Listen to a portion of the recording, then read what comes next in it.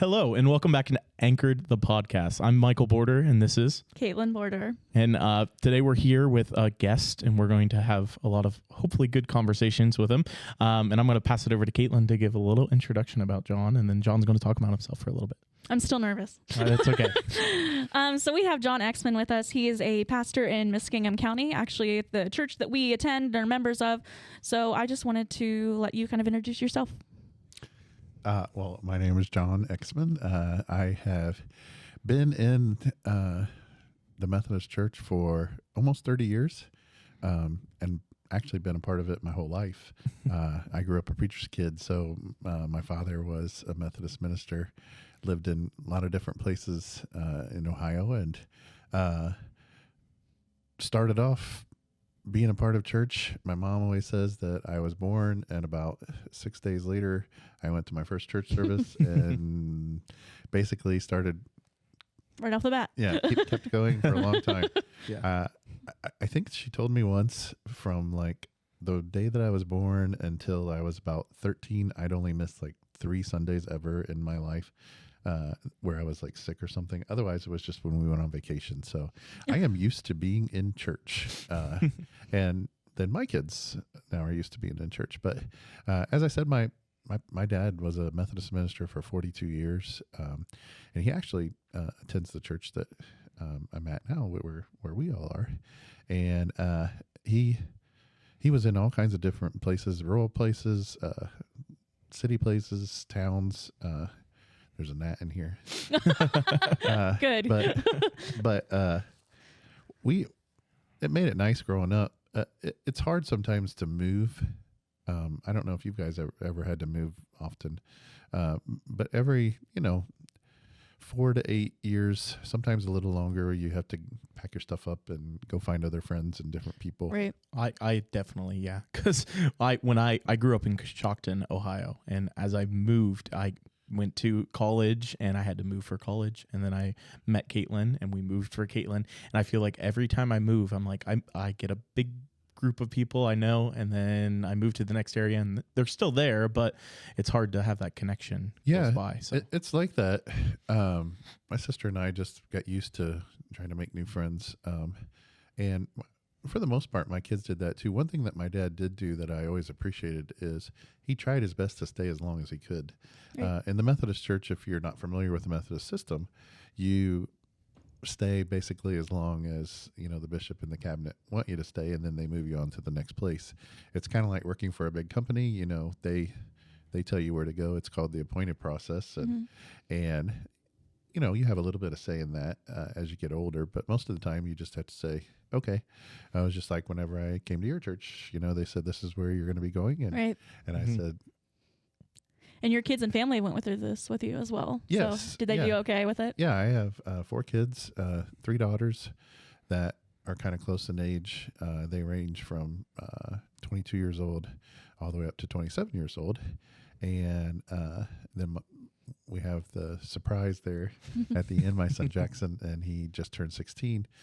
And he has only lived in 2 places, but my oldest daughter has lived in 7. So Wow. she moved quite a bit. In the beginning, you move quite a bit, especially when you're younger, because every 3 or 4 years, you just get sent to another church.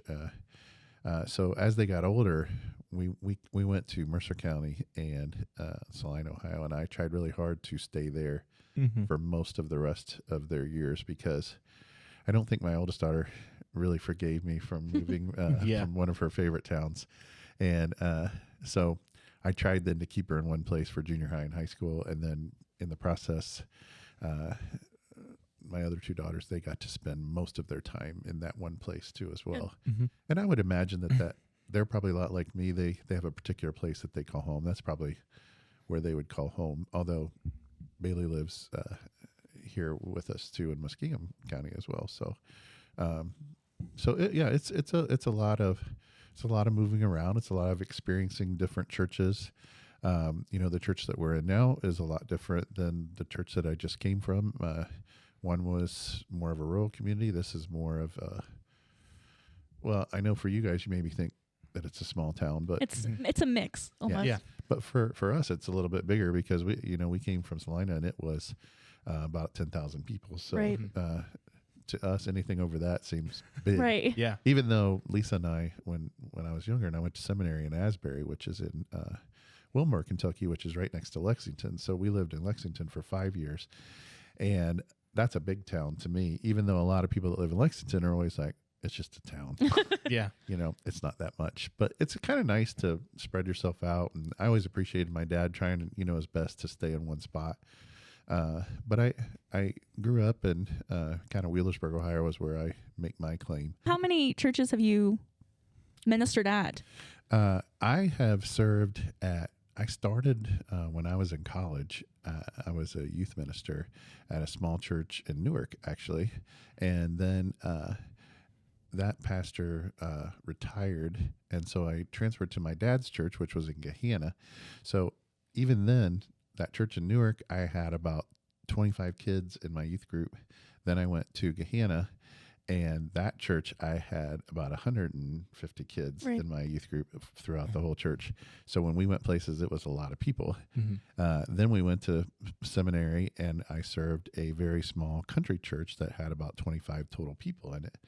And I'm not joking when I say really they were all related. It was just, Small town. specific Yeah. families. Yeah, And Lisa and I really enjoyed that. And that's actually one of the first places, that my daughter Alex was born and served with us there in Kentucky. And then we went from there to Washington Courthouse, Ohio. And that church that's where we started serving county seat churches. And those churches are always a little bit bigger, especially this was pre-COVID. So there were about, on an average Sunday, 350, and that was considered medium to large back then.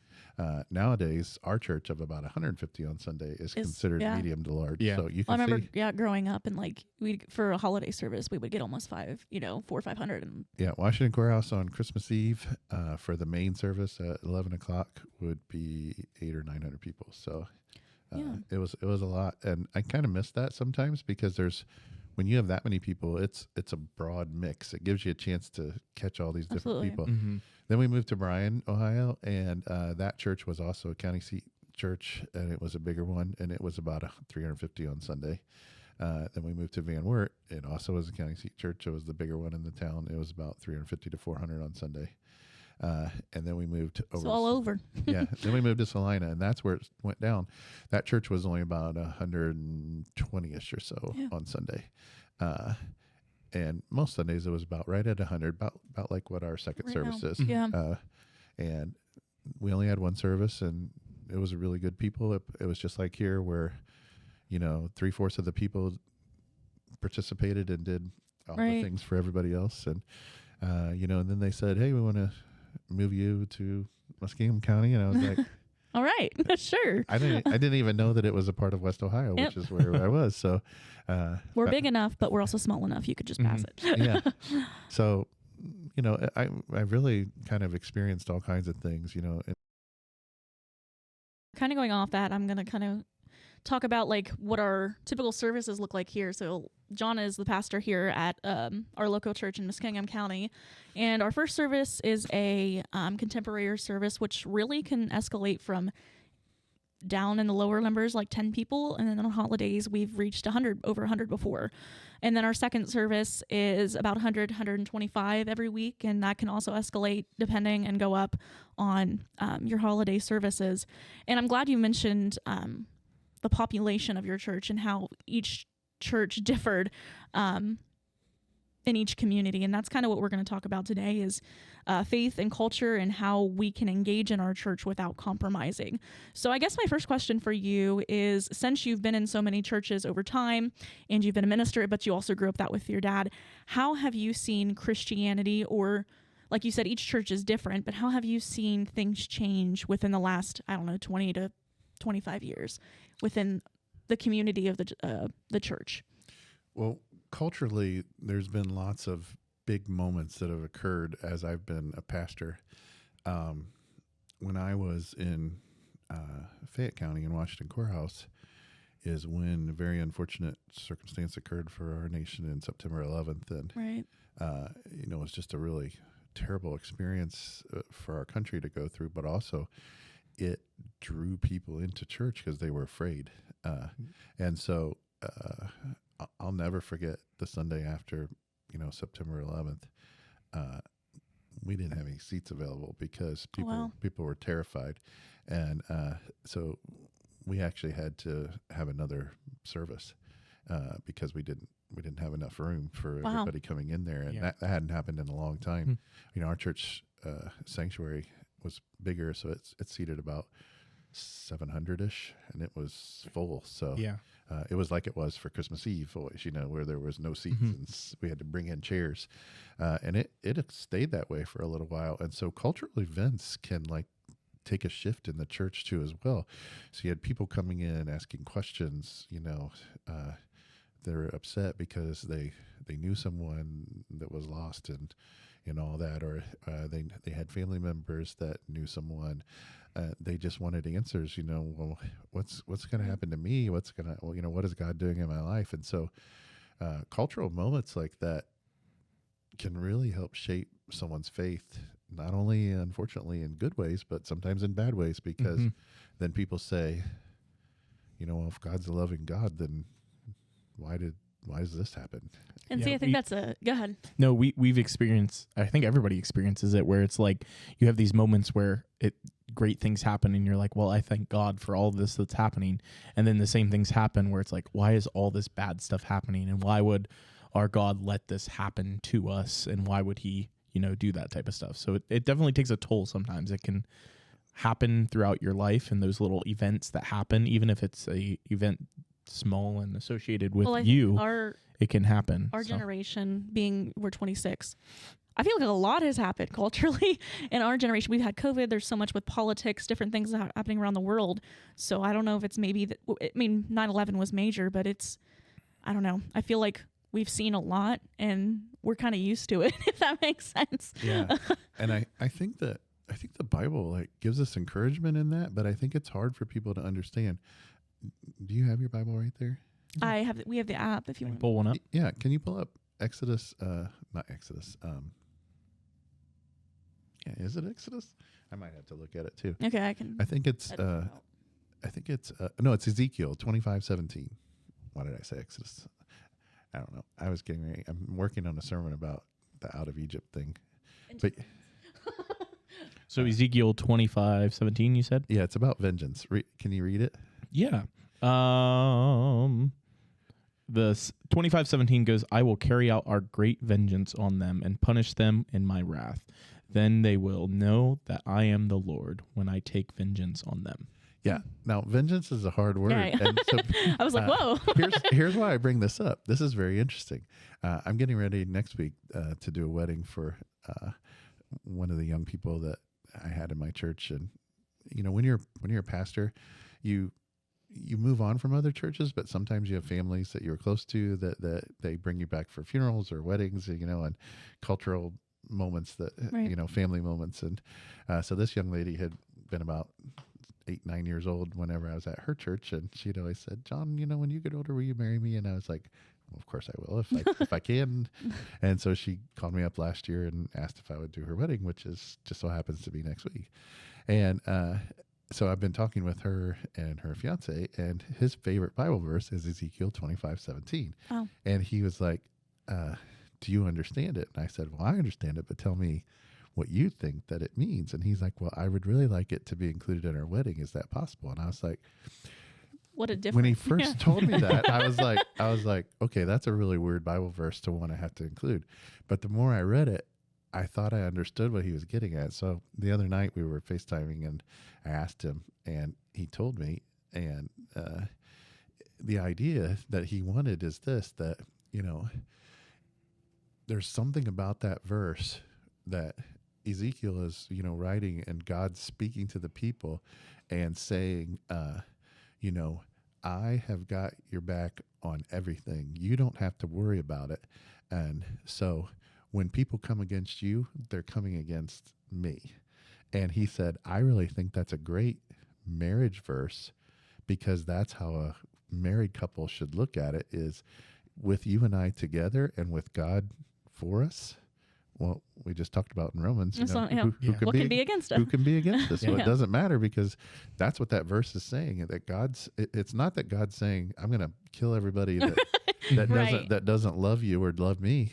That's not what he's saying. What he's saying is anyone that tries to go against you, you don't worry about it, because vengeance is mine. I'm the one that's going to take care It's of neat. it. Yeah. And I think it's a very comforting verse. And Mhm. that's what I thought he was going to say. And that's what he said. And I was like, well, just to make you feel good, I can very easily include that. And I said, I can't wait to see people's faces When when, they I, say- when I say, Well, that's- when I you- say, this is the scripture that the bride and the groom chose. when you asked me to read it, I was like, I don't know if this is the right I was one. like, maybe here. he's talking about. But yeah, no, I was thinking the same thing where when I'm doing some guest preaching, I was trying to find some things to preach about and figure out, and we talked about. I always go by Caitlin and we brainstorm As some he things. should. And so we talked about like doing some like a series of myths from the Bible and talk about things that like are comforting for us to hear, but aren't exactly biblically 100% correct. And we talked about one of them being the everything happens for a reason, Yeah. and being like everything happens for a reason, and how we interpret it is everything single thing is directly caused by God, even tragedy. And it's a weird thing to think about that we're Hits the mic with the net. we're always like everything happens for a reason. God made this happen to me, but it's really the fact of it happens to you, but God is still there with you during those times. Yeah. It's not he affected it, but he's helping you through these things and helping you. And that I think answers Caitlin's question, because that's what people think is they think, why is this happening to me? Why is God Right. letting this happen to me? Well, God's not letting anything happen to you. Life is just happening to you. Mhm. And you have in- to trust that. And in life, Yeah. there's good things and there's bad things. Right. And what the Bible asks us to do is to give glory to God in all those things. And it doesn't matter whether it's good, whether it's bad, just know that. And that's why I love that Ezekiel verse, because God's saying, you don't have to worry about the hard parts. I'm going to take care of it for you because I got you, Right. There's something important in that. And that young man, he said, well, I just really think that's a good verse for my fiance and I, because it's saying the same thing to each other that God says to us, which is, you don't need to worry about this because I got you. Right. How much better relationships would marriage be if you guys are married, your husband and wife look at each other and say, you don't need to worry about Caitlin. You don't need to worry about Right. Michael because I got you. Yeah. We're going to figure it out. And so those cultural moments can really add up. And so it's, if you have those big moments, and then, like you said, your generation has gone, through a lot. You had the September 11th and you had COVID and kind of the craziest a thing lot, that's yeah. ever happened since I've been alive, which is, being locked and us, at home yeah. for Yeah. 3 weeks or 4 Mhm. weeks or whatever it was. And, Coming back after that. yeah, well, I was the one during that time that went out because I didn't know Well, what you was guys going would. on. I wasn't working for the church yet, but you would create I don't know if it was live streams or just recordings of the services. Yeah, we did that at my little church before I came here, and then you guys did that here. Mhm. And so I think about the time I came here is when we fully started. And that's when Trying to live come back. streams honestly were created for churches. Yeah, I think COVID, just in And- general in the world, has really evolved technology and really helped us be more out there and create podcasts or live streams or other things that people can do compared to, before COVID, we had those things, but they weren't as They didn't needed know. or Yeah. prevalent, because now it's, when you're locked in your house, but you still want to go to church or still have that church time. Those live streams are really important and help with that. So Yeah, and we have some people even in our church now that just started in the last 6 months coming back to church. Right? Mhm. And the very weird thing about COVID was figuring out how to connect with your congregation without being there in Physically person. seeing. Mhm. And so in my little tiny church, of 100 people that we had our church service, and we had our we called it the people that I was doing the church service with were friends, and we had a lot of fun doing it, because we thought, well, if we're going to be here, and we didn't know, or were we going to get sick, or were we going to Right. Yeah. and so we didn't know we how took it off the was. masks and just spaced ourselves Spaced out, out. but just kind of connected. Yeah. So, he played the guitar, she sang, and I talked. And we just all three sat just like we are right now, only on stools in front of the sanctuary with nobody there. The only people that were there sometimes were either Lisa or my wife or his wife or her kids, and that was and the person that ran the camera. That was Right. it. That was it. And Crazy times. it was really unique. And so what we tried to do is, how can we connect with people but in a different way? So even when we started coming back to church, my friend George that was with me in that, he was like, how can we make a connection? And he had a boat, and when you're in Salina, you have Grand Lake right there, and a lot of the church people have pontoons and different things, and that's just what you did. It was right there in the middle of town, Yeah. and so we did what we called boat church. And so we actually did church like on the boat out in the middle of nowhere. And one of our favorite times was we were out in the boat, and a storm came up just like in the Bible, and it started pouring down rain and windy, and you could barely hear us. And that was one of the people's favorite ministry opportunities, because they were watching us try to talk with rain pelting you in the face, and it was just a lot of fun. And so we did all those things. Then we started doing like the the cartoons, Where's Waldo, only it was Oh, neat. Where's Boat Church. Well, this Yeah. week it's in the Walmart parking lot, or it's in the and so we just showed up places. And but we were so surprised always by, even during COVID, and people were out with masks and scared, they still kind of hung around and were like, Right. what's going on here? And that's what I think that the gospel can do, is what Jesus wanted us to do, is to meet people where they are. Where they are. Doesn't matter where. He went all the places that nobody else went. Yeah. And so he would go to those places even now. And so we just tried to show up where the people were. And in fact, every 6 weeks or so, we met in, it's called a little place called McSober's. And if you're ever in the Slime area, you should go, because they have the best wings. But we would go and we would order wings and have some fun. And they had an open mic night, and so they would sing, and I would like say a prayer or whatever, and nobody in there cared. And it was usually a lot of people in there, and sometimes I'd give like a little 2-minute speech, if you wanted to call it a sermon. But, No, like you said. Yeah. Yeah, and I think it really shows that evolution of even back in Jesus's days, where they had to get that cultural experience, talk about using different things that the people know, or different ways that the people know, to kind of reach out to them and get them engaged, or get them to stop and listen to you while they're going in to get their groceries at Walmart. Like those little things, that finding ways to engage people not inside the walls of a church or Just a like- building. Yeah. well, just like we do for the parade. Mm-hmm. Right. We put ourselves out there on that float, and you guys sing. I walk around and talk to people in the crowd, and I think people like that, because Yeah.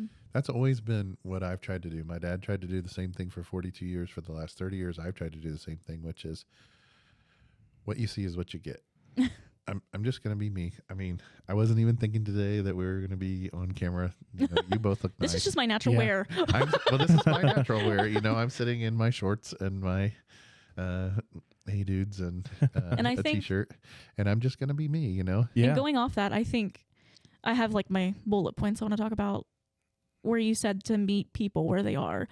What do you think culturally, like the difference between people my age, 26, 18 to 26, maybe even their early 30s, compared to your people in your 50s, 60s, 70s, the cultural differences between them? I mean, we have our different services, as a lot of churches do, with our contemporary worship and our traditional worship. But then I think that there's different, how am I going to say it? There's different ways people my age compared to an older generation might interpret the Bible, or things like that. That is the And that's near me now. Yeah, that is the challenge, because it is hard. You have to figure out different ways. When I was younger, and 85% of my job every week was, getting kids into church, I was never worried, because I wasn't that old then. I was thinking the same thing. I was like, Yeah. we're young, but wait, we're not always going to be young. but I knew that I knew how to get kids into church. And the way that I found to get kids into church is whenever I came to my first appointment in Washington Courthouse, I was told that they had just started, a few months before, what they were calling a cell group, which was like a small group that met and just talked about life related things. Well, I went to like a National Youth Workers Convention with Lisa, and I happened to meet the guy that started that. Well, I took some of the things that he did and kind of made it my own. And so I started a Wednesday night cell group in my house for kids. Mm-hmm. I had sometimes had a hard time getting kids to come on Sunday night to youth group, but I never had any problems getting kids to come to my house, because when kids were inviting kids, they were like, I don't want to go to church. It's scary. It's like a big building. Yeah. You know, it looks freaky. They maybe never gone to church in their life, and they just didn't want to. And then the kids were like, well, you want to come to my youth minister's house? Well, that's a little easier to do. Yeah. And the way it worked out was really weird, because when Lisa and I were younger, we did that every Wednesday night. We probably skipped maybe 4 Wednesdays a year or 5, but the rest of the time there were kids in our house. And when it started off at each church, it always started off with about 5 or 6 kids, and they were the church kids. And then I had to teach them how to relax and let the non-church kids come and be a part of it, because they would always be like, well, that person's not saying the right things, or they This just is said how this goes. Yeah. they just said a bad word. They just did this Yeah. or that. And I'm like, but they're being themselves. Yeah. Exactly. Like, do you want them to come in here Right. and just keep their mouth shut and not say anything because they're afraid? and that's, but I don't think that's just, you're talking about kids. I think We thankfully I've grown up in the church, and but a lot of the older generation, they grew up and as we did. But I feel people that didn't grow up in the church, maybe in our generation, like you said, they have that same mindset as a kid would. And we talked about it last week too, where we have kind of like, we talk about those perfect Christian people that you see in the pews every Sunday, and they act great and they act perfect, but then when they leave, how do they act once they leave the walls of a church? And it really is about, once you leave, still, you can be yourself, be who you are, but you shouldn't have to hide that where you go to church. I kind of called them the rules of cell group, and they were always just like, there was just a few of them. And the rules always were, you don't mention people's names if you're talking about someone. If you're a kid and you're talking about a person you know that's bothering you or whatever, you just say, my friend, or this person that I know. You don't say their names. And the kids would always say, why? And I said, because if you're doing your job or others are, that person might walk through the door the very next week. And you don't know how many times kids would goof up and accidentally say someone's name. Right. And 2 weeks later, that person was there. And they're like, I shouldn't have said their name. And because you're trying to meet people where they are. And so what I found is even the kids that don't want to talk, they talk, because everybody wants to talk about their life. They just don't know it yet. Right. Yeah. And so what happened is the same thing that you were saying. What I realized then is young adults actually would want to do this too, but in a different way. And so I would start adult cell groups that met.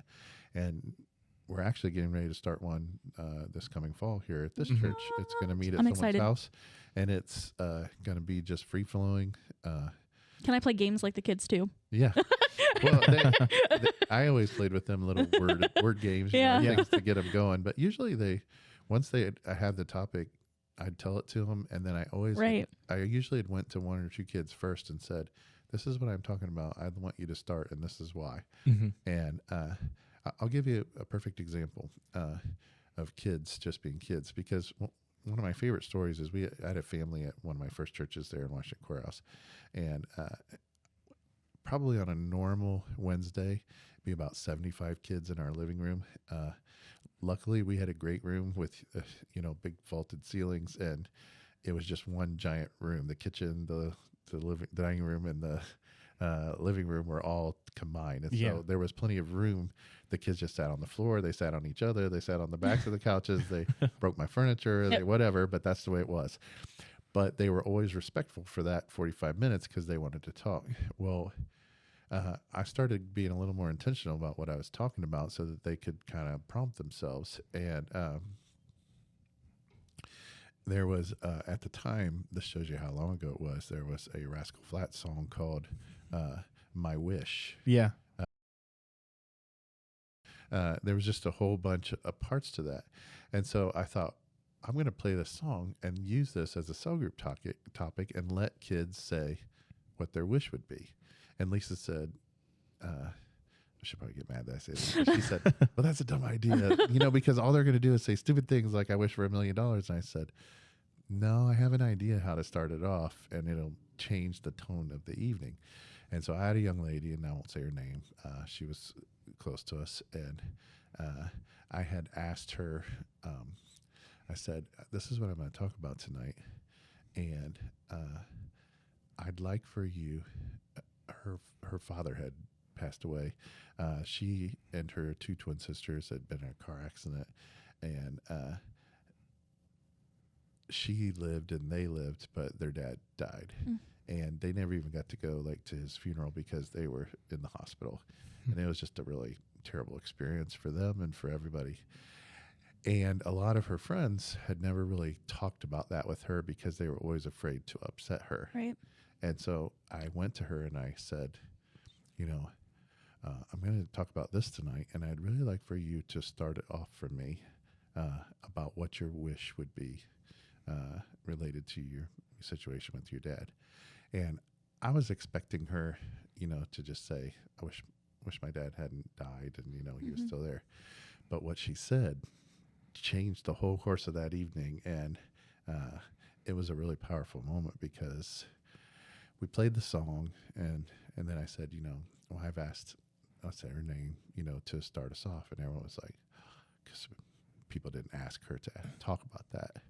And you know what she said as her wish? She said, I wish that I had just one more minute, 60 seconds with my dad. And that's all. Just one more minute, just to tell him that I love him, that I miss him. And that changed everything for everybody. So everybody's conversation went from, I wish that I had $1 million. I wish that I had a Lamborghini.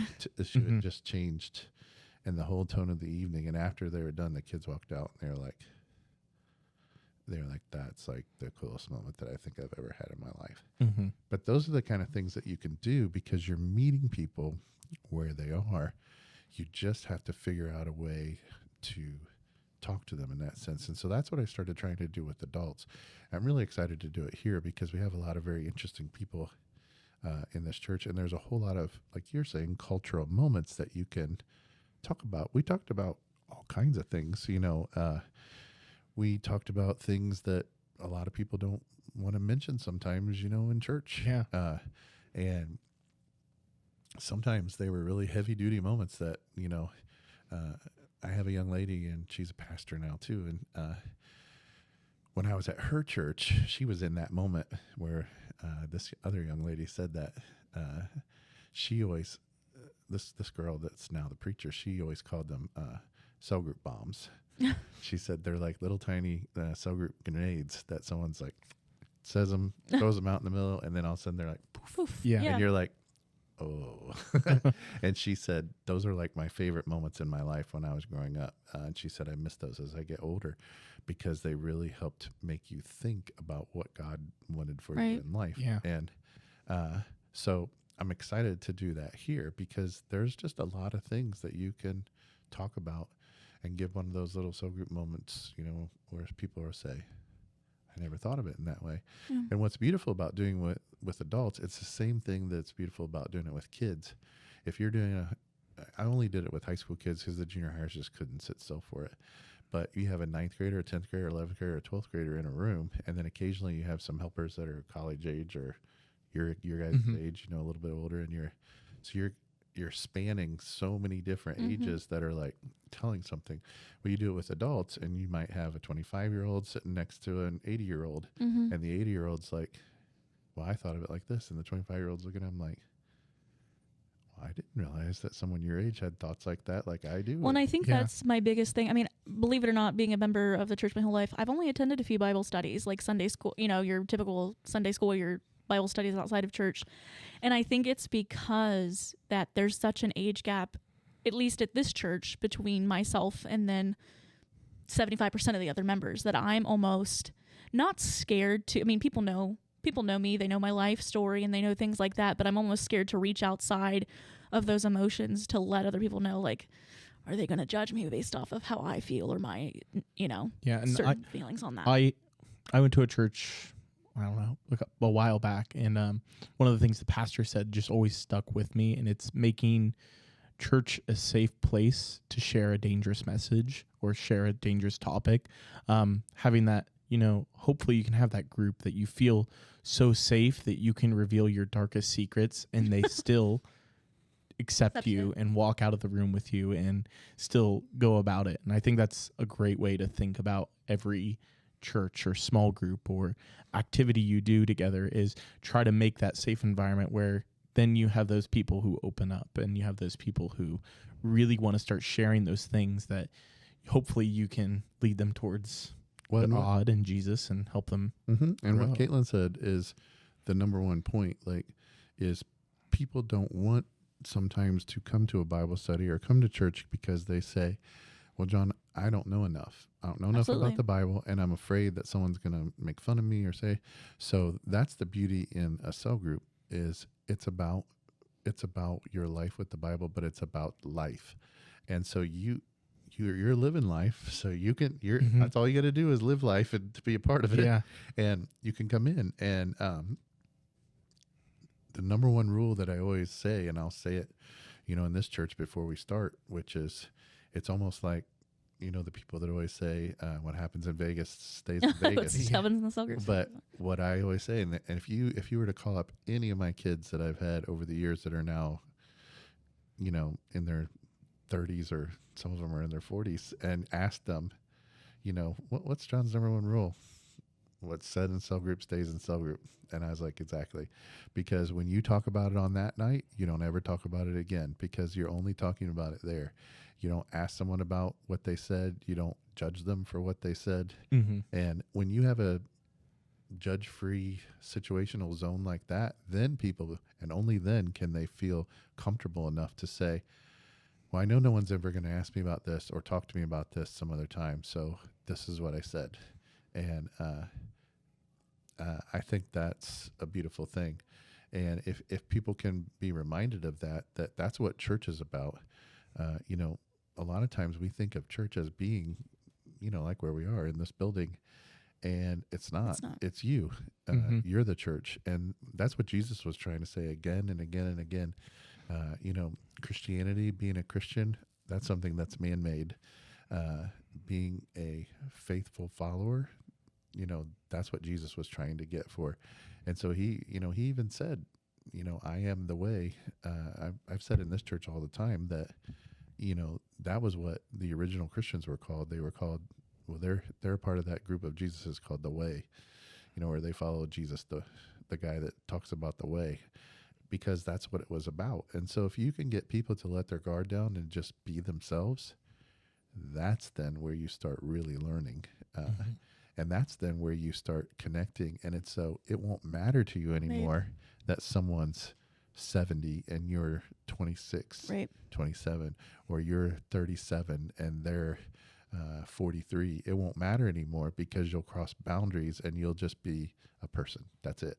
And some of my best cell groupers were in their 80s, in their 90s. I had a fella at my church in Salina, and he would always house the cell group at his house. He had a big old farmhouse, and his wife had passed away, and he loved to have cell group, every Tuesday, Wednesday, whatever day it was of the week that we had it. And he actually, as he got older, he had, so here's a big old farmer. He's got big old bare hands. Now, if you go to shake his hand, it's like shaking a vice grip, because he grew up on the farm. And he's all bent over because he's older, and he'd still drive his own tractors and things. But one of the things that he learned that he had forgotten that he liked to do, that his mom and his grandma and everybody had taught him when he was younger, is he loved to bake. And he made the best pies. And so he's 80-something years old, and he's making pies, and people are always... So we had a thing in our church. The football stadium for the high school was 2 blocks down from the church, and so there was no place to park because it was downtown Salina, and so people parked in the church parking lot. Well, they used to just try to get people to give a donation to park there, and I was like, then someone came up with the idea, well, what if we did like a tailgating party, but in the parking lot of the church? And then when we got there, we kind of took it and said, okay, well, it's hot. because the football games in the beginning of the Yeah. fall are still always hot. So what if we had them in the fellowship hall and the air conditioning, but called them inside tailgating? So people would come and we'd have 150 people eating in our church. They would come in and eat. My wife did all the food organizing. And so, I'm sure she did. it was like, hot chicken sandwiches, sloppy joes, conies, all the kind of food that you would love to eat when you go to a football game. But you know what, people came for it and they'd be like, well, I don't think he'll care if I say his name, but they'd be like, is one of Jerry's pies around here? And we're like, well, you're lucky because there's 3 pieces left. It would be gone, Yeah. And if you wanted one of his and you wanted something, because he made the strawberry rhubarb pie. I don't know if you've ever had strawberry rhubarb, but I don't know what he did to it. I don't even like rhubarb, and I would eat that and then just be like, every year I'd wait. It was his own ministry. Yeah, and it was, and people knew. Boy, if I go to cell group at Jerry's house, he's going to have pie there. Yeah. Something extra. And it's going to be crust that he like hand kneaded himself with his big old. Right. And he was just the greatest guy, and that was his ministry. He was just great at that. And you just never know what's going to make people connect. Another thing that church had, that whole town had, Mercer County, is they had they called it church dartball leagues. Mm-hmm. And it was a giant dartball board, almost probably half as big, probably about as big as from the window to the wall there. And on it was like a baseball field. And so if you had white, plates for first, second, third, and home, if you threw the dart and, hit first, you got a single. If you hit second, you got a double, triple, whatever. But if you hit any of the orange around that was an out. Oh. And if you hit off the dartboard, it was just an automatic out because it would hit the wall. But there were like 12 churches that participated in that, sometimes as far as like 35, 40 minutes away. And people drove to that. So on Monday nights in the fall, we had church dartball. It was my son Jackson and my daughter Bailey and Sammy. It was like their favorite thing to participate in. Alex did a little bit too, but mostly it was those kids. Yeah. And Jackson got really good at it, but he loved to sit because it was, on one side you have Jerry, who's like, in his 80s, but he's up there eyeballing that dart. Right. Because here's the funny thing about it. People are like, oh, how hard is that? Darts, you just throw them. You have to throw them underhanded. That's the way that makes it safe. Yeah. And so the other scary part is they needed umpires because you had to stand there and so you'd have to stand right there while they're throwing right at you. And I did that sometimes too, but you never thought that would be great. But here it was. There was about 10 to 12 people on each team. They sat there and it was like chit chat and having fun. Each church had their own snack bar when you came. It was hot dogs and whatever. And it was just a great ministry opportunity, and you never thought that was. And so every year, and right after the Super Bowl, they had the dartball championships, and it was at different churches each year. And it was on a Sunday afternoon, and you'd have a couple hundred people in there watching the dartball, and it was just a lot of fun. And that was just one of those things. You just never knew what. So that's always my experience. You never know what is going to touch people. So what touches people in this generation? I don't know. I'm figuring it out as I go. And I've been reading this back and forth because it kind of, what I put on my notes ties with what you're saying. So I want to read Matthew 5:13 through 16, but there was a little article beforehand. I'm going to kind of read that and then we can discuss that. It's talking about like Jesus, the Sermon on the Mount. So it says, Jesus tells you are the salt of the earth and you are the light of the world. We find ourselves sitting with him on the mountainside. It's the beginning of the Sermon on the Mount, a moment where Jesus begins to shape a new kind of community, not based on power, wealth, or status, but on humility, mercy, purity, and a hunger for righteousness.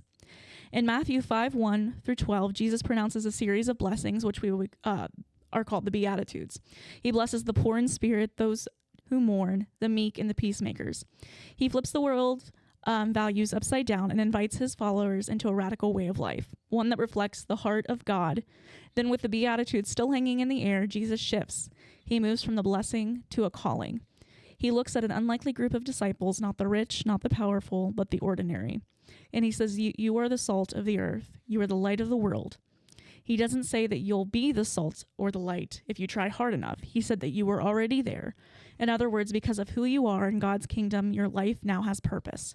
You are meant to influence, to preserve, and to shine. You carry the presence of Christ into a broken world. And so then Matthew 5:13-16 says, you are the salt of the earth, but if the salt loses its saltiness, I thought that was a little funny worded, I guess. How can it be made salty again? It is no longer good for anything except to be thrown out and trampled underfoot. You are the light of the world. A town built on a hill cannot be hidden. Neither do people light a lamp and put it under a bowl. Instead, they put it on a stand and gives light to everyone in the house. In the same way, let your light shine before others, that they may see your good deeds and glorify your Father in heaven. And I think that, I mean, really sums up the whole thing you've just been talking about, that, you know, culturally we may be different in different generations and different in everything, in politics and church and in our world, but the best way is to meet other Christians or other maybe people who haven't been invited to the church, meet them where they are and show the light that Christ has given to you.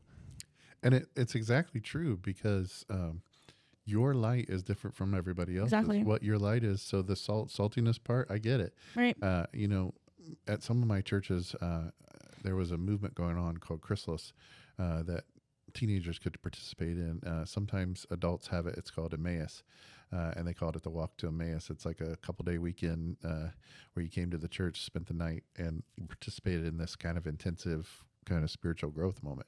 The kids' version was called Chrysalis, and there was a song that they sang in one of the services that I used to always tease and say, "Oh, the other young lady I was talking about, she grew up in it church. She grew up in it too, and we would always tease and say it was like a cultish type song, but really it wasn't, because it had really good words to it, and the words were "Let your light shine," because basically the idea was, I'm trying to think of the words. Let your light shine below others, so that they will know that our God of love is in the land. Mm-hmm. So it's the idea that your light comes from God, but it also, your light might attract different people than my light. Michael's light might attract different people. And so you put all those lights together, and then that's where you get the church. And that's really what it's like all about, is letting your light shine so that the people in the land, wherever it is that you live, feel that truth. The ones that may not know God as well. Yeah.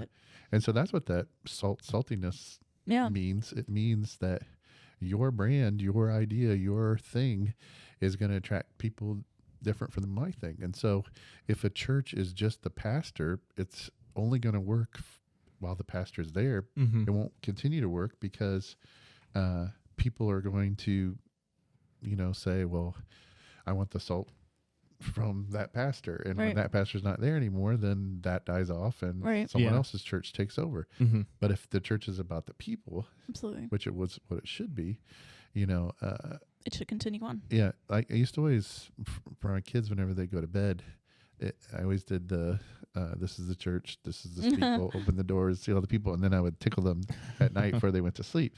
And they always remember that and talk about it. But actually, that's an incorrect theological type thing, because open the church, here's the church, here's the steeple, open the door, see all the people, is not right, because that's not really what Jesus' definition of church is. It should be, here's the church, here's the steeple, open the doors, there are no people, because they're already out being the church. Right. It's just a building. And doesn't mean, though, that we shouldn't take care of our buildings and they should look nice. But if we make them a shrine, and call this, one of my favorite teachers when I was younger in youth ministry, he was sometimes considered to be one of the people that helped start youth ministry in the United States in the 60s, was Mike Yaconelli. He died many years ago. But he used to always say that every church had this thing, and he said in the church that he grew up in, they called it the Jones Memorial Carpet. It was in the sanctuary, and it was a certain color. And if any of the kids in the youth group spilled something, ripped something on the Jones Memorial Carpet, the Jones Memorial Carpet Committee would meet, and they would get really mad at that person. Oh, my. And everything would be awful. And he said every church has a Jones Memorial Carpet Committee. They just don't know it yet. And what they say is, we want kids to come into this church. But then you bring the kids into this church and they break windows, they make a mess, they say things that they maybe shouldn't have said. But if And- they're not doing that, are we the church? Yeah. And then you say, well, I don't want those kids in here. Well, you said you wanted them in here. Mhm. And, Right. and if we're going to let people come into church, that's why we have to be the church, because how will they know? How will others know that our God of love is in the land? Well, they'll only know because you let your light shine. Amen. And I think that's like really what church is about. And so if every church would just realize that it's not about what they do on Sunday, but it's about what they do as their church people when they leave. What did you say your pastor always said?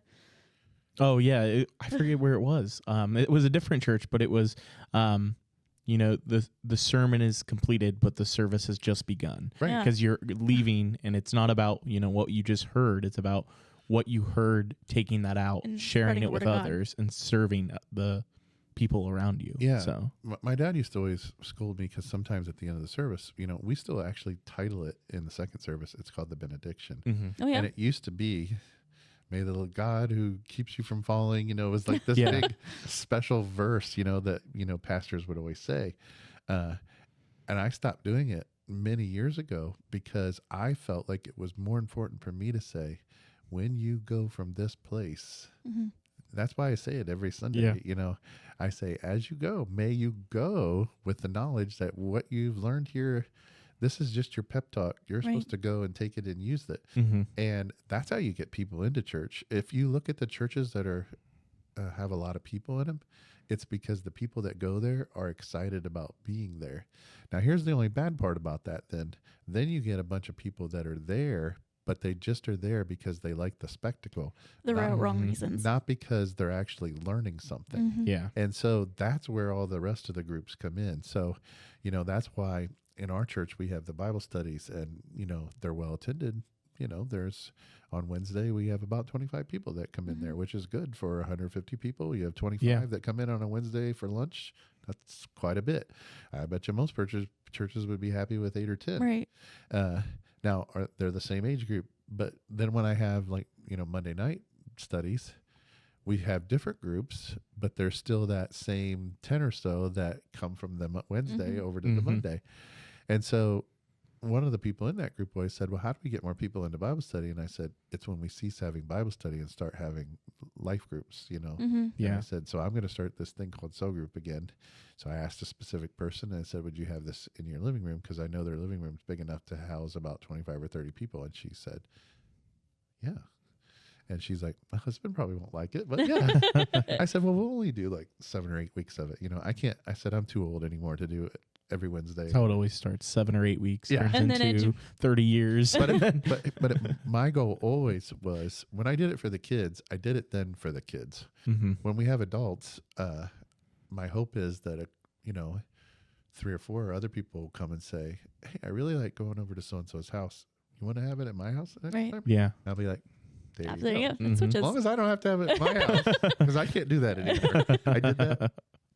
You guys will laugh hysterically because when Lisa and I were younger, we did that all the time, which is what this meant was on Wednesday, then starting at 7 o'clock when cell group started, they would start coming in the door at like 6 o'clock because they'd be coming from practices, they'd be coming from whatever.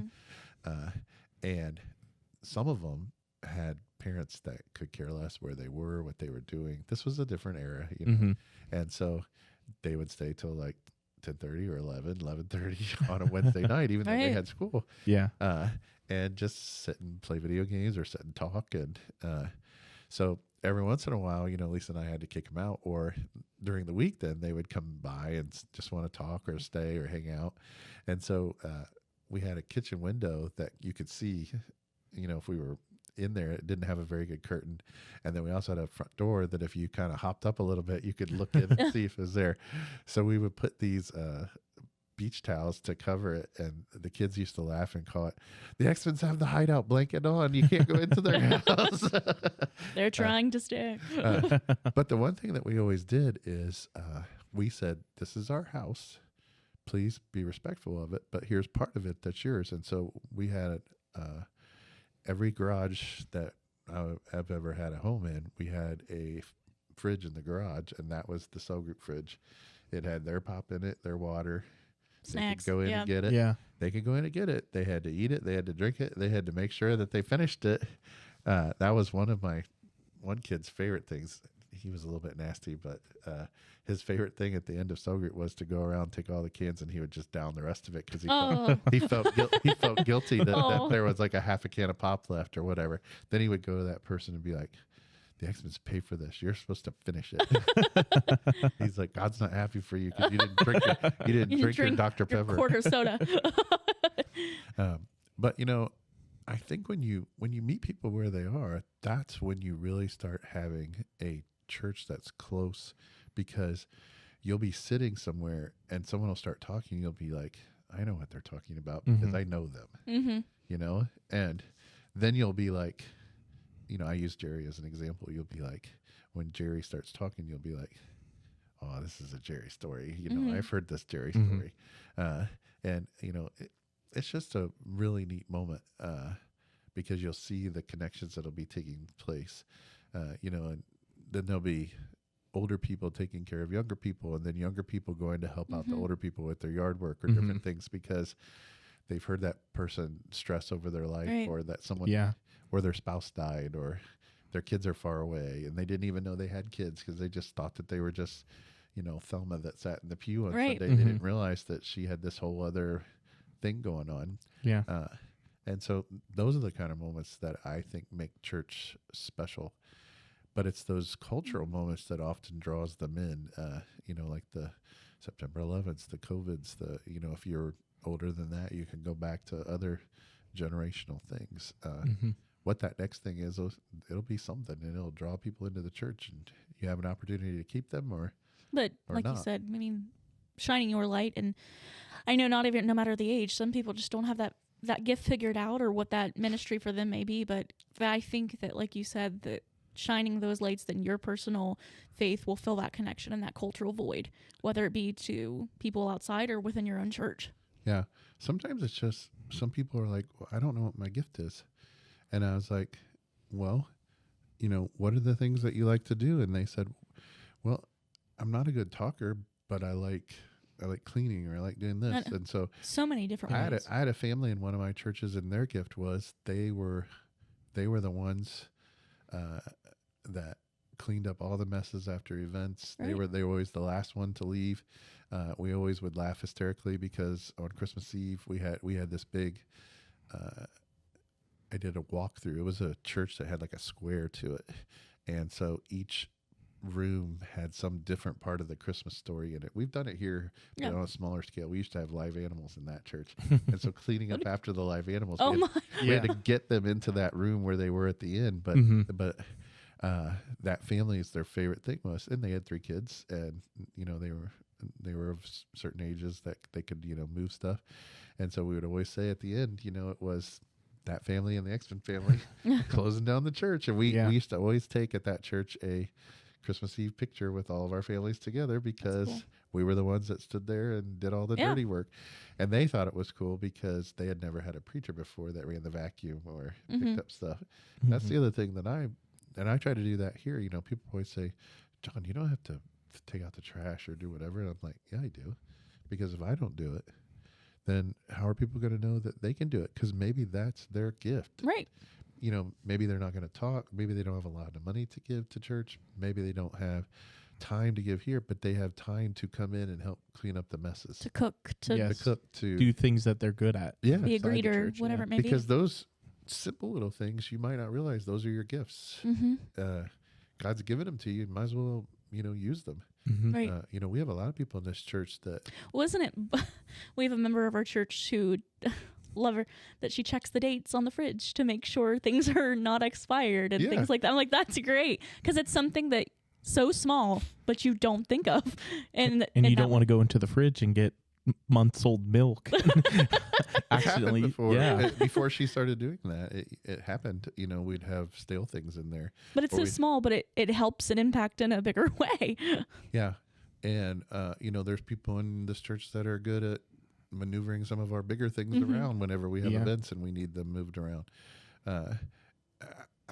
and it's just like that in every church. But if you ask, you'll be surprised at the people Right. that maybe Mm-hmm. you find out that can help. And a lot of times when they're not helping, it's maybe because you're not asking in the right way. Yeah. But yeah, I think that's probably the biggest challenge is figuring out what that looks like for Each church. each church. We had some unfortunate circumstances in this church, when I first got started, and so for a little bit of a time, I wasn't able to do that, and so I kind of feel like I'm a little behind, Mm-hmm. even though I've been here for 4 years. That I'm just now starting to create some of those things like the cell group and the different things because I didn't get a chance to in the beginning like it normally did. Usually what I do is when I come into a church for about 6 months, I just keep my mouth shut and see what's happening. You have to. You got to figure it out. But when I came in here, I had about 14, 15 months of like changing Different things going on, figuring some things out. And Mm-hmm. so it's just been, just a little different setup. Yeah. So I always say all the time, we might look and say, well, the Exmans have been there for 4 years, But maybe we have to ways- move them in a while. And I'm like, always like, but you can't do that because really I've only been here like a year Right. if you look at it that way. And I think that also helps the church with some stability too. If the preacher stays for a little while, doesn't have to stay for like 25 years, but Yeah. Staying for if a you little. stayed for 10 or 15, that gives the church kind of some stability. Mhm. And then if that preacher is really doing what they're supposed to be doing, then they're raising up other people then to do other things so that when they do They leave, can't grow. it's not a big deal. Yeah. Well, I really appreciate you coming on today, and I really appreciate your point of views and stories. I always do.